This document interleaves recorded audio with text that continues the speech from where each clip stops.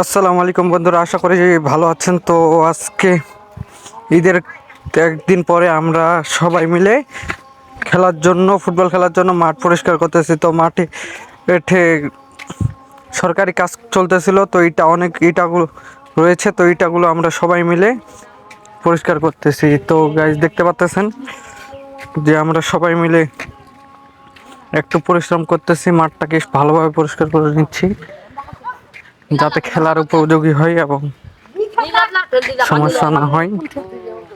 তো আমরা সবাই মিলে একটু কষ্ট করতেছি।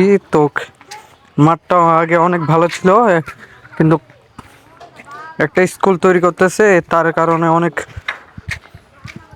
ইট মাঠের মধ্যে রয়ে গেছে। তো আমরা সবাই মিলে এইগুলোকে পরিষ্কার করে মাঠটাকে খেলার উপযোগী করে তুলতেছি।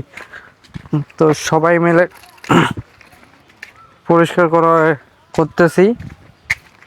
তো এই যে আমরা সবাই মিলে কাজ করতেছি টুকটাক।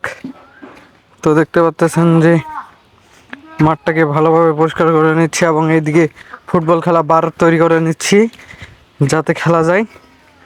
তো গাইস দেখতে পাচ্ছেন যে সবাই মিলে আমরা রোদের মধ্যে পরিশ্রম করতেছি। তো আশা করি ভিডিওটা ভালো লাগবে। ধন্যবাদ সবাইকে।